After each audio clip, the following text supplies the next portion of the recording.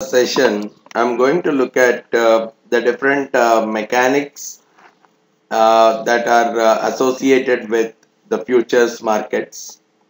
As we all understand, futures as well as forwards, both of them are primarily agreements to buy or sell some asset in future at a price that is decided upon today on the day of entry of the contract.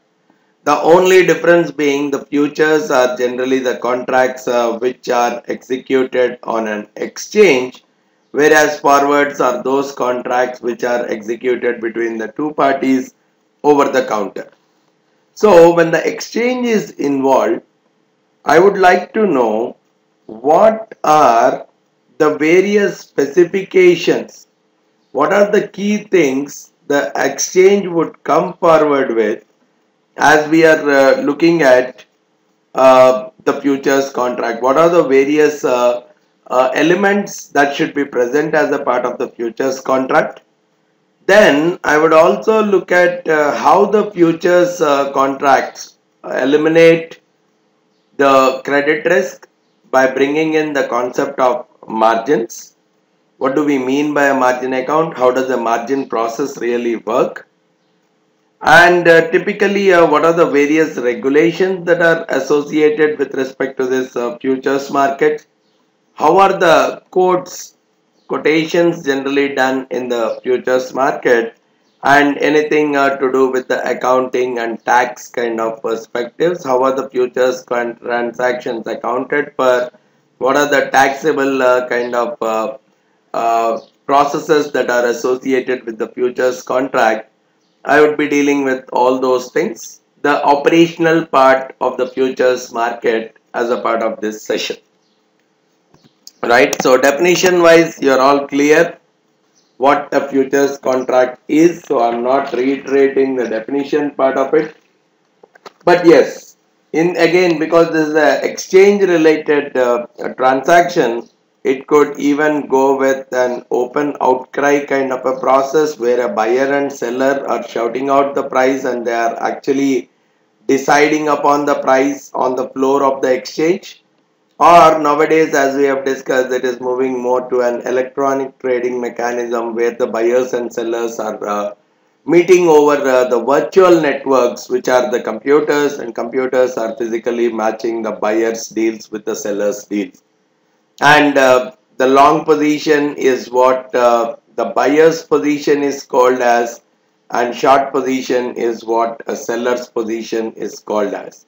And we have also understood that the price that is set is purely based on the demand and supply that is existing with that particular asset. So at any point in time, I see more sellers. The sellers are more than the number of buyers. Obviously, the price has to go down. Normal demand and supply fundamentals. The price has to go down, and this reduced price will motivate more buyers to actually enter into the market. So as the buyers are increasing, again the price will go back. So the equilibrium between the equilibrium is maintained, because as the demand is increasing, the price is going up, or if the demand is decreasing, the price is going down. This will pull more buyers into the market, which would result again in the price going back into its equilibrium state. That works just like any other buy sell transaction. So the futures transactions is not anywhere different from those. But one important concept that comes out as a part of understanding this futures market is closing before maturity. Majority of the futures contracts, they don't go until the maturity date. The trader, let's say he has entered into a long position on 1st Jan 2014 for a March delivery contract. Now, which means the real buying of the underlying asset, whatever it is, let's say that is a wheat futures. So the real buying of wheat will happen in March 2014, and the price of it has been decided on 1st Jan 2014. Now, what we are saying is, if this contract exists until March 2014, the long position has to pay whatever is the agreed upon price to the short position and take the delivery of the wheat. But in this case, what generally happens is the same participant will enter into a short position, let's say on 10th of Jan 2014, for the same March 14 contracts, March 14 wheat contract for the same quantity.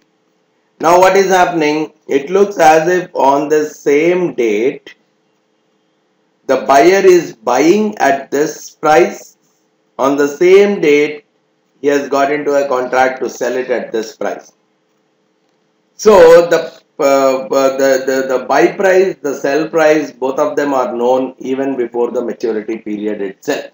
Irrespective of what the market price is on that particular day, the profit is already locked, or the difference in the prices is already locked. It could be a profit or it could be a loss.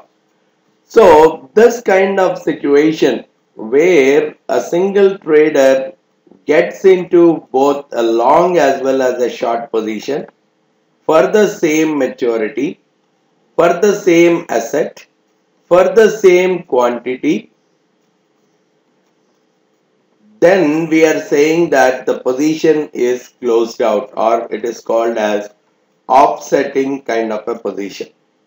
So in this case, there is really no need for any kind of a delivery, because the long is buying wheat from some location and he is selling wheat to some other location.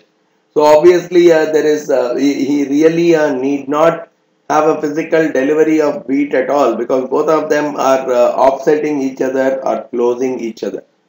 So before the delivery date, if a trader enters into the opposite position for the same quantity, same delivery date, we call that those positions are offsetted, means there is really no need for any kind of delivery. No delivery exists in these kind of situations. That is what we call as either an offsetting position or our position is closed out.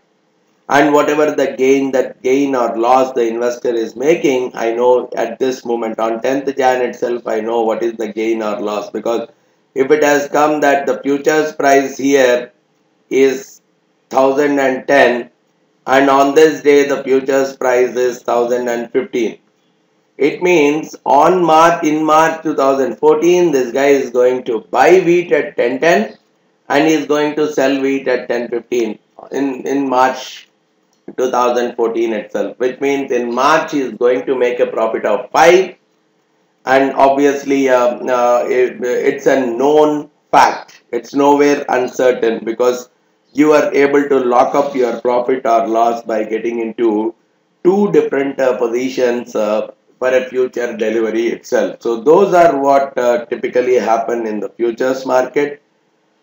You see that most of the positions, more than 98% of the positions are closed out before the delivery itself, which means the gain or loss on that for that particular trader is simply determined based on the futures prices for both the long position as well as the short position.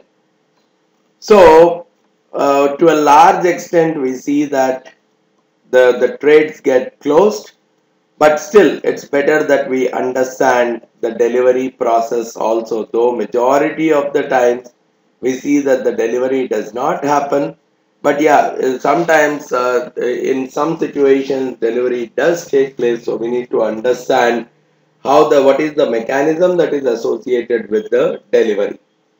And generally when we are talking about when we are talking about pricing also, whenever we are deciding the futures price, we try to base it on the spot price as well. So the linkage that is existing between the futures price as well as the spot price is also something that we have to really understand, because anyhow it's the same underlying asset. If it creates completely different pricings in both the markets, again arbitrageurs may come into picture, buy in the cheaper one and try to sell in the expensive one. So even that dimension is what we are going to look at. Now coming to the key specification of a futures contract. Key elements present in a futures contract. Because exchange is a driver, the exchange is the key